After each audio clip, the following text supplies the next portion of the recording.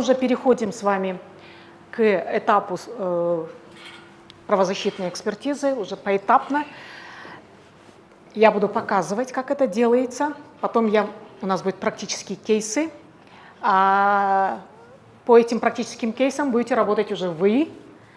Флипчарты мы вам раздадим. И на каждом этапе, по каждому этапу будем давать оценку этим проектам.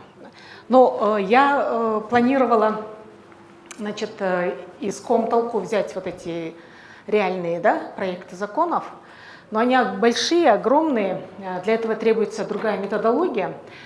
Обычно экспертиза конкретных, сопровождение конкретных, да, экспертизу проектов, реальных каких-то проектов, обычно мы делаем, когда уже в производстве у нашего, значит, обучаемого есть уже реальный проект закона, и мы как менторы совместно с ними делаем вместе. И тогда оно практически, да, более так бы нагляднее будет. А сегодня в аудиторной такой работе я все-таки взяла краткие, там одна статья, там, да, две, там вот такие вот, чтобы вы только навыками, да, навыки набрали, как это делать, эту экспертизу, поэтому будем на вот таких вот кратких, да. Угу. Так, ну давайте тогда начнем. Первый этап – это установление круга прав, затрагиваемых проектом закона. Для того, чтобы установить такой круг прав, эксперту необходимо ответить на следующий вопрос. Какую категорию прав человека затрагивает проект, рассматриваемый проект закона? Да? То есть нужно ему ответить, где содержится перечень прав человека, да? То есть для того, чтобы определить, какую категорию прав человека. Да? Но перед тем, как ответить на предыдущий вопрос, вот какую категорию прав человека затрагивает рассматриваемый проект закона, что вы делаете, какой шаг вы делаете, что вам нужно сделать? Изучить проект закона, правильно же? Как вы изучаете проект закона? То есть просто поделитесь своим опытом, как вы это делаете. Ну вот, да, вы как делаете? Вы как делаете? Вы берете законопроект, читаете, правильно? Да, все же так делаем, да, читаем. Еще кто как делает? Я смотрю обязательно сравнительную таблицу со сравнительными числами. Как было и что предлагается. Ну, чтобы вникнуть в контент, да. Сколько раз вы читаете законопроект? Сколько сам законопроект, мне больше по душе читать справку об основании, в связи с чем данное изменение затронуто. Да? То есть вы начинаете со справки об основании? Справка об основании. Для чего это делается? Для какие статьи меняются, а потом уже, как выше сказали, потом звонить в таблицу. Хорошо. Вам достаточно один раз прочитать законопроект? Нет, смотрите, потому что, смотрите, как книгу читаешь, по примеру, мне нравится фильм, Никола Макиавелли. Микрофон включите. Первый взять книгу, когда читаешь, вот «Государь» Никола Макиавелли, там суть, ну, первый раз члены другие, второй раз прочитаешь, уже по-другому осознаешь, что некоторые моменты должен уловить. Один раз прочитать и вникнуть, это, я считаю, это невозможно. Почему? Потому что фактор влияет. Сколько раз читаете тогда? Ну, я 7 раз читаю. Хорошо. Кто как читает? Все так? Или кому-то достаточно одного раза прочесть? Да. Да. То есть, да, конечно, это всем известно, да, то есть первый раз, когда читаешь, как бы по диагонали, да, так просто увидеть, о чем это вообще. Да, ознакомление, о чем это, да. Второй раз уже начинаешь вникать, да. Да, да. Потом вы определяетесь с задачей, зачем вы читаете этот законопроект. К примеру, если это нужно для того, чтобы просто ознакомиться, это другой вопрос. А цель, если вы это для экспертизы, то вы же уже должны понимать, для чего вы это делаете, да? И тогда уже, когда второй раз читаете, я, например, делаю так. Беру, да, естественно, да, карандашик, отмечаю. Например, мне нужно провести правозащитную экспертизу. Соответственно, я начинаю я должна определиться, какие права человека он может затронуть. и начинаю читать, то есть там может не все статьи, а именно те положения, которые могут затронуть, начинаю подчеркивать, правильно? Вот. А если я делаю правовую экспертизу, юридическую, я беру и отмечаю положения, которые касаются юридической техники, касаются там правового, соответственно, Конституцию, соответствие вышестоящим, по иерархии законодательным актам, полномочиям госоргана, который уполномочен что-то делать по этому законопроекту. То есть вот начинаю там как-то другие вещи смотреть. То есть каждый раз цель ставится, то есть что вы собираетесь делать. Если вы как эксперт собираетесь делать экспертизу проекта законов, правозащитный, то, соответственно, вы начинаете смотреть законопроект с точки зрения, какие права человека он может затронуть. И отмечаете те положения, уже прав, какие-то отметки себе делаете, правильно же? И смотрите, как это, какие права, то есть максимально какие права могут быть затронуты. А для того, чтобы определиться, где содержится этот перечень прав человека, следует установить как нашими национальными источниками, так и международными, которые действуют для Кыргызстана. Вот по той схеме, как мы прошлись. Перечень прав, предусмотренных в Конституции, но есть нормы, которые не учтены, к примеру, не закреплены. Вот, к примеру, право на достойный жизненный уровень в Конституции нет, но он может содержаться в других каких-то национальных законах наших, правильно? Мы смотрим там, что говорят наши стандарты. Условно, конституционные права и свободы человека делятся на эти категории. Личные права, политические права, экономические права, процессуальные права, общие гарантии прав и свобод человека, права уязвимых категорий. Гражданские права и политические права, вот чем отличаются? Как вы думаете? Какие права относятся к политическим правам, а какие относятся к личным правам? Избирательное право, политическое. Какое право? Избирательное право. Избирательные права, Почему избирательные права? Это что за права? Чем отличается от личных прав, от гражданских? Почему эти избирательные права не гражданские права? Избираем своих представителей власти, Угу. поэтому это уже как-то политическое решение будет, наше политическое, индивидуальное политическое решение. Народ Поэтому, политические. Да. Угу. Еще? Человек после этого становится субъектом, принимающим решения, и начинает обладать политическими правами, соответственно. Нет, а почему вот эти какие-то политические права, они определены как политические, но они, в принципе, вообще касаются прав человека, правильно, избирать? Гражданские права, это, мне кажется, более имущественные правоотношения между гражданином, либо юридическим обществом. Право на жизнь это будет гражданские права? Право на жизнь, да. А это имущественное будет? Моя жизнь. Это имущество, ваша Я жизнь. считаю, что это моя жизнь. Политически это более связано там. Нет, есть права неимущественного характера, личные неимущественные. Это вот жизнь, там свобода. А есть права, связанные, и есть личные имущественные права, которые право на собственность, на недвижимость, и так далее. Гражданские, Да. Гражданские права это не есть связаны с гражданскими правоотношениями, а речь идет о том, что ты человек-гражданин. Да, вот. А отличие заключается в том, что, посмотрите, если вы посмотрите нормы Конституции, право на мирные собрания обладает, как написано? Право на мирные гарантируется кому? Каждый имеет право на мирные собрания. А избирать и быть избранным имеет право граждане Кыргызской республики дегенби? Туравы? Правильно? То есть политическими правами обладают только граждане Кыргызстана. Поняли? А гражданские это все люди, человеки, находящиеся на территории Кыргызстана. Все они обладать будут. Почему право?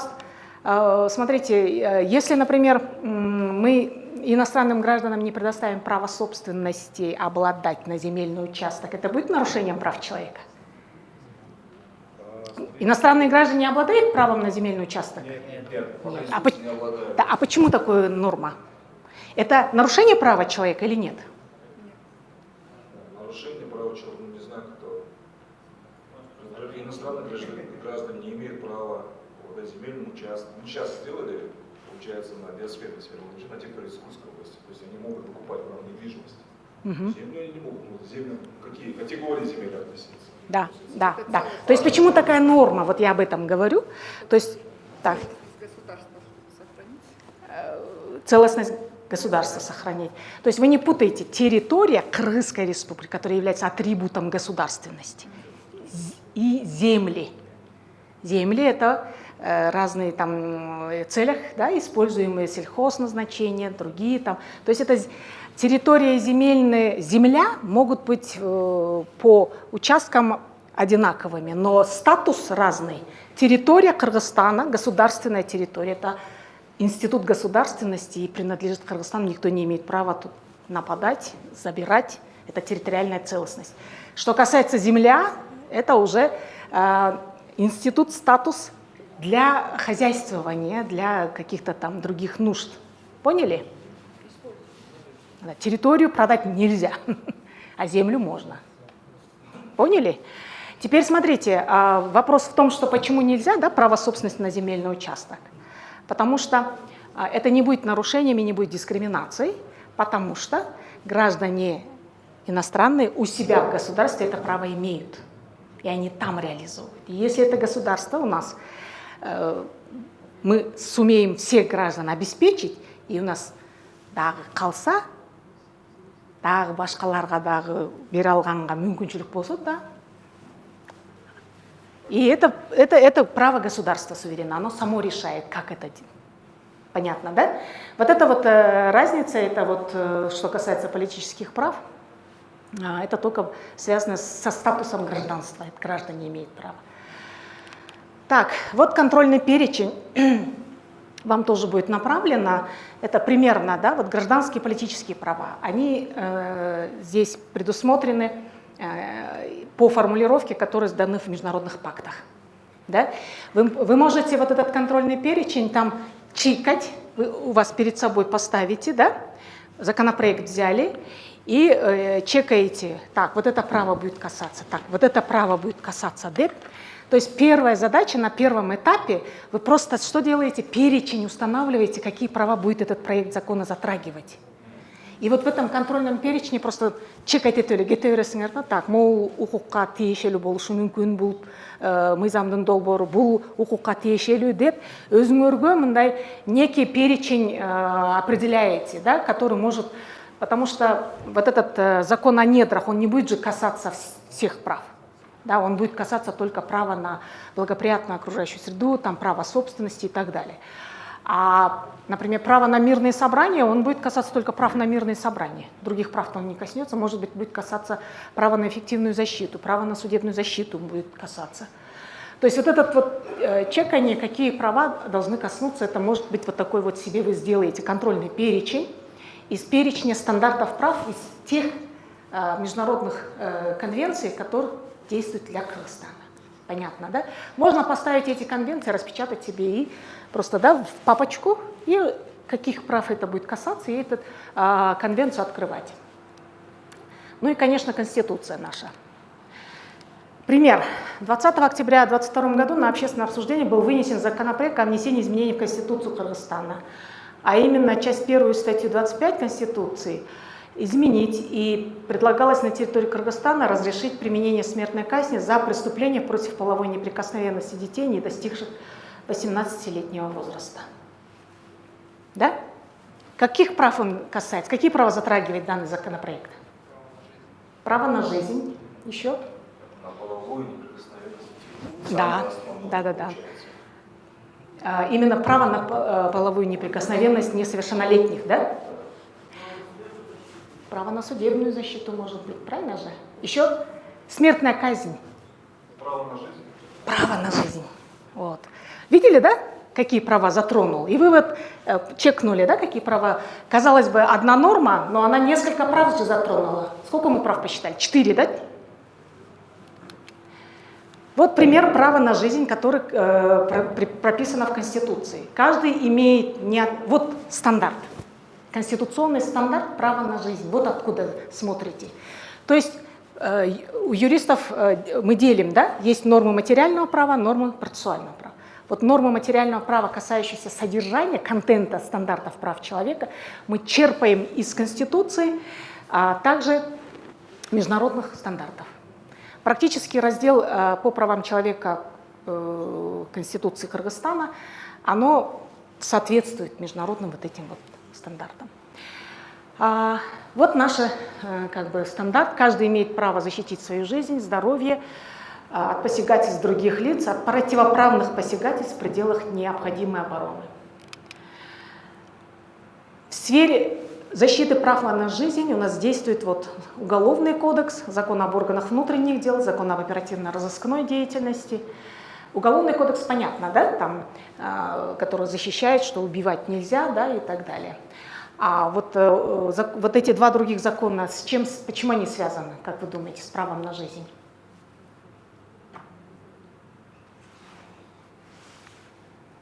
Какой стандарт действует? Произвольная, да? Помните, вот предыдущий, смотрите, что здесь написано? Никто не может быть произвольно лишен жизни, да?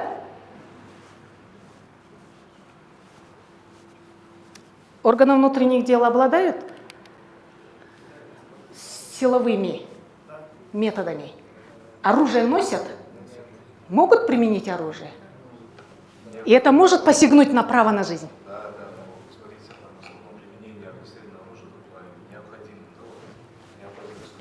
Поэтому и говорим, что закон, то есть сотрудник внутренних дел должен знать эти правила, когда применять, как применять, да, чтобы не было злоупотребления. Да, как вот практика показывали же, Эмиатуал в торговом центре всех угрожал, да, или же там, это Российская Федерация показывали же, или же он применил его в отношении там членов семьи, там, ну, семейное насилие вот, с применением этого оружия, то есть имело место. Оперативно-розыскная деятельность тоже с этим связана, правильно? Так, практический пример давайте попробуем решить. Вносится законопроект о временных чрезвычайных мерах по борьбе с преступностью, статьей 5 которого МВД Республики, органам внутренних дел предоставляется право задержания в административном порядке по согласованию с прокурором членов организованных преступных групп сроком на 30 суток и планируется срочно принять одновременно в 3 чтениях. Какие права затрагивает этот законопроект? Общественный порядок. Права человека. Какие? Нет, какие именно права? Свободу перед? Право на справедливое судебное разбирательство именно в какой части? В части, что до 30 суток можно задержать без приведения Судебный контроль за досудебным производством, части задержания, проверки законности задержания, да? Стандарт какой конституционный у нас по этому поводу? Найдите это. 48 часов. Что это значит? Этот стандарт о чем говорит? То есть в административном порядке задержать, то есть административно это получается без судебного, да, как бы санкций и так далее, можно задержать человека не более 48 часов. Если больше задерживается, то что нужно делать? Можно задерживать больше? Можно. То есть это для того, чтобы, например, вот больше 48 часов человека задержать, что требует стандарт, что нужно сделать органам? В практике так, задерживают подозреваемого. Потом в течение 48 часов следственный судья должен вынести решение, законность и обоснованность задержания, а потом уже избрание меры пресечения. Тут уже два субъекта, следователи и прокурор. Да. А если не требуется его задержать больше 48 часов, да, его что нужно сделать?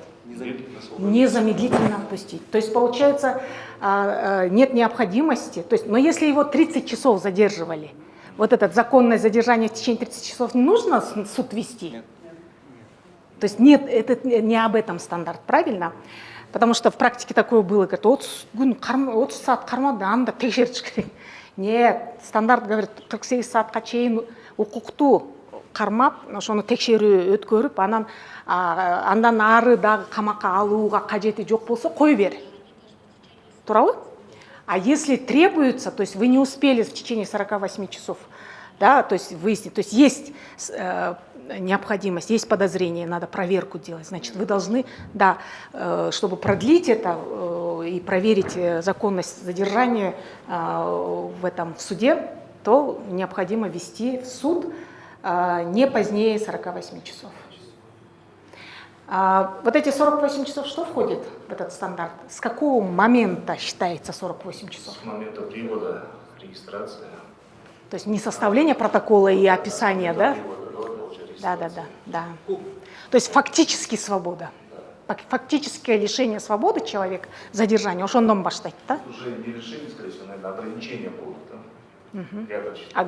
Не, ну да, это вот задержание в любом случае, ограничение, да. Здравствуйте. Так, хорошо, еще какое право затронуто?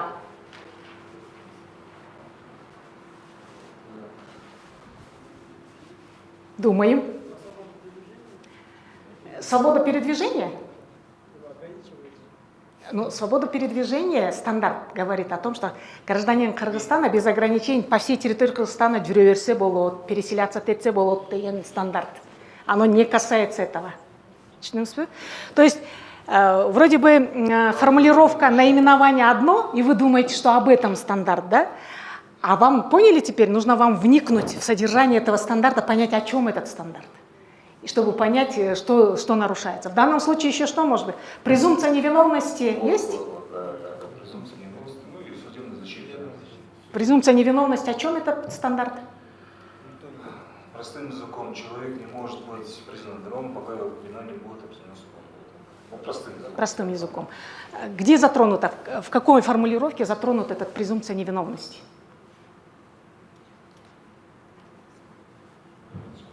Является членом организованной преступности. Уже закон менен, да?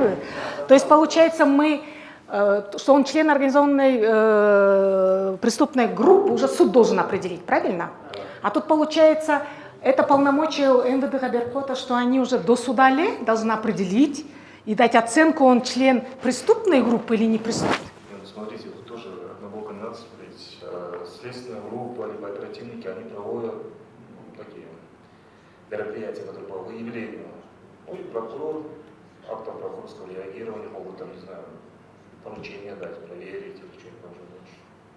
Я считаю, что вот если именно гражданина привлечь к ответственности в качестве как члена организованной группы, нужно обоснование, где, что, как все происходило в целом. Может, где-то привлекался, может, где-то видел. Ну, по-любому ведется оперативное мероприятие. Просто человек... Но оперативные мероприятия определяют Я считаю, что... статус Статус... виновности как член организованной преступной группы. Только суд может определить. Только суд. То есть мысль о том, что процедура задержания, процедура проверки всем одинаково болуш керек, туурабы? Андан кийин, когда уже проверка бүтүп, материалы, доказательства собраны, передано суду, тогда да. Но до этого, получается, мы какую-то вот этим законопроектом делаем исключение, да, каких-то там группировки, барты, ебудепчи. По оперативным это да, там получается другие стандарты по оперативной, да. Хорошо, еще какой стандарт затронул этот пример? Посмотрите еще раз. По согласованию с прокурором, да? А должно быть санкция суда, да?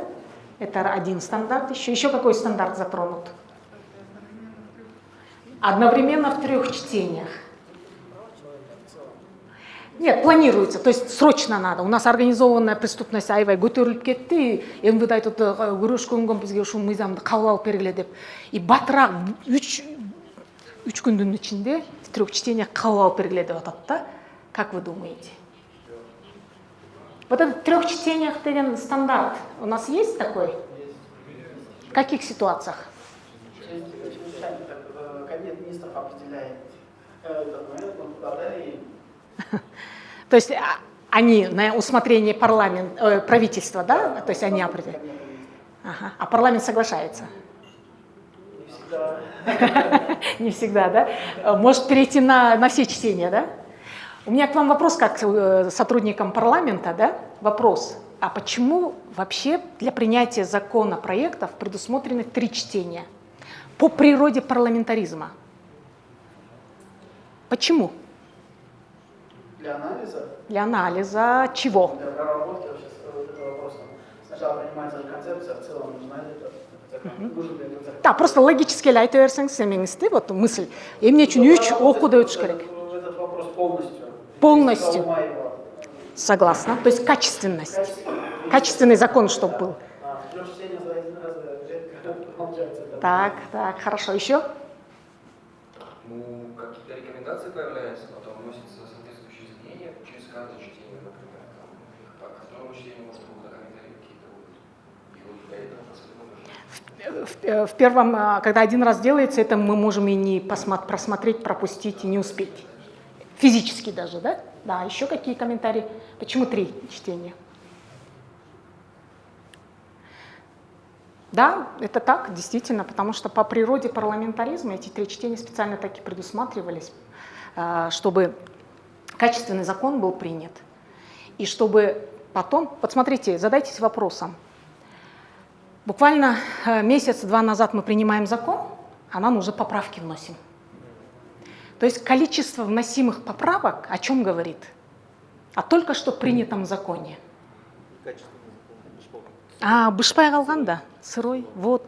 То есть вот эти 3 чтения, по большому счету, они тоже не просто так были придуманы. Правильно? Ну, элементарно, безделе бир жумушубузду жасаганда, бир карап, анан кайра 2 карап, почему я задавала, сколько раз вы читаете, депчи. Это элементарно, это просто, как говорится, когнитивные функции, человеческие, мозговые функции, они так работают. Мы можем пропустить, да, потом какие-то, может быть, обсуждения происходить, и кто-то новые идеи из другого аспекта может посмотреть. То есть мы можем берелет тарап менен, бир жак менен карап коюшубуз мүмкүн, а бияк тарапты же жакшы более подробно карай албай калабыз, и ошибки могут быть допущены.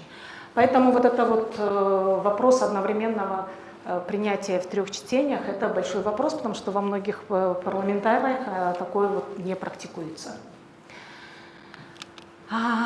Ну, это вот что касалось установления, да?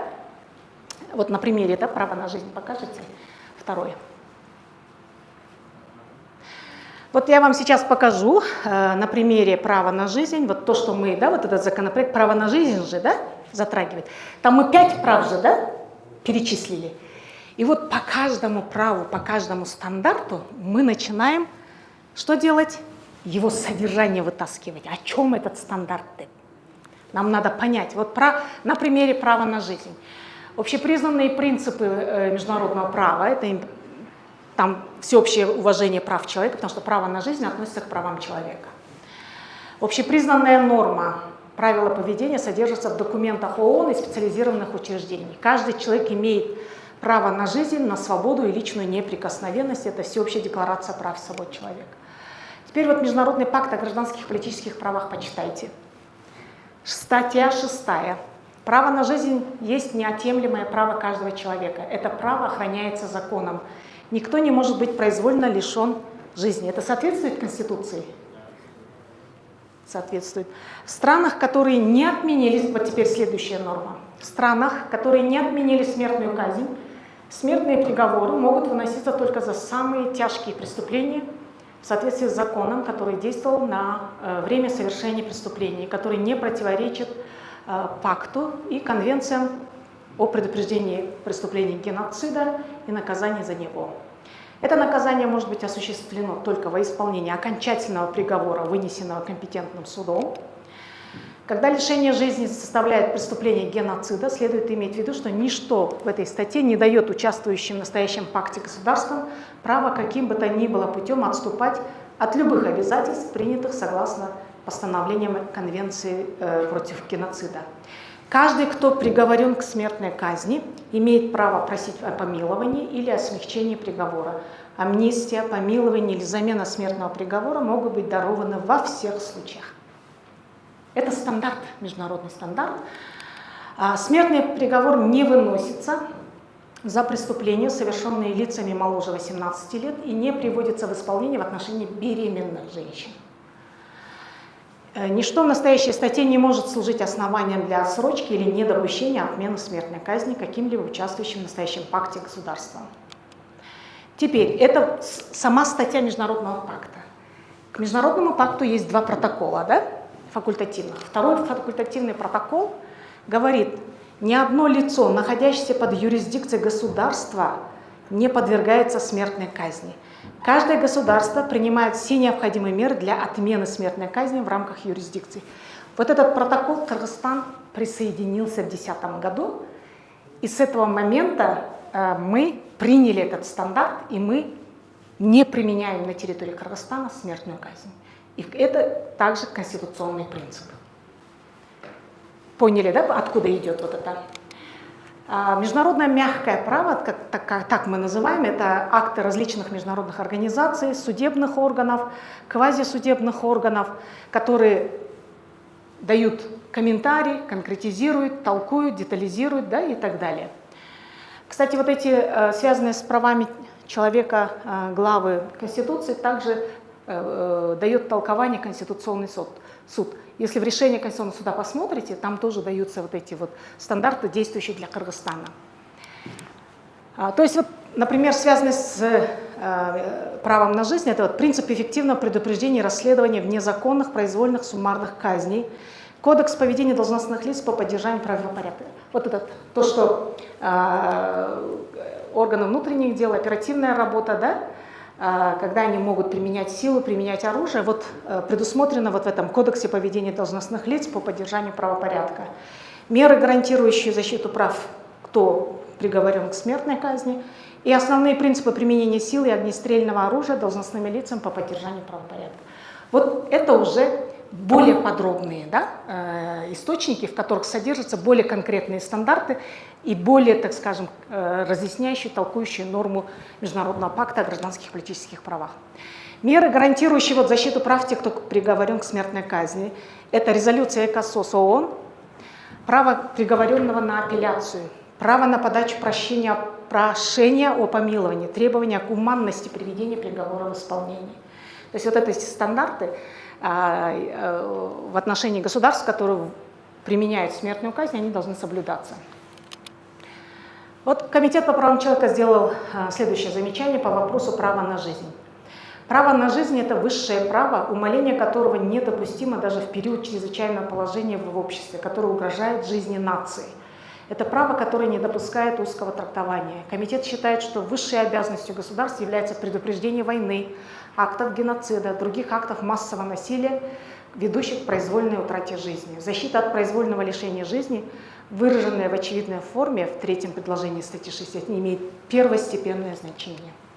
Комитет считает, что государствам, являющимся сторонами, следует предпринимать меры с целью не только предупреждать лишение жизни в результате преступных деяний и наказывать за это, но также предупреждать совершение произвольного убийства их собственными силами безопасности.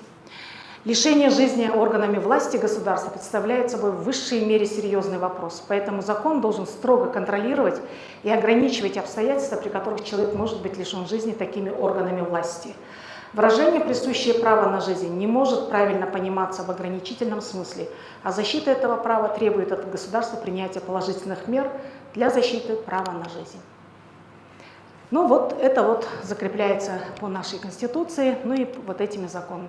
Тем самым краткий смысл стандарта защиты, да, то есть вы выписываете, да, исходя, прочитав, изучив вот эти все документы, вы определяете, какой же действует стандарт в Кыргызстане. В Кыргызстане действует стандарт «никто не может быть произвольно лишен жизни», то есть конституционно закреплен стандарт лишения жизни человека. Да? Запрет на применение смертной казни тоже конституционно закреплен. Ограничение применения силы, которое может привести к лишению свободы. И дифференцированное применение силы. Это вот краткий смысл стандарта защиты права на жизнь. То есть вы поняли, да, уважаемые участники, что каждое право, которое вы вывели из перечня как затрагиваемый проект закон, например, 5 прав человека, все 5 прав человека вот таким образом должны будете вытащить его смысловое содержание. Поняли? То есть эксперт, смотрите, эксперт — это человек, который должен докопаться до истины. Он должен найти путь, да, правильный, который установлен. И пока он не докопается и не найдет, почему это можно, а почему это нельзя, он должен копать, копать и искать. Понятно, да? Это вот что касается первого, значит, с вами этапа.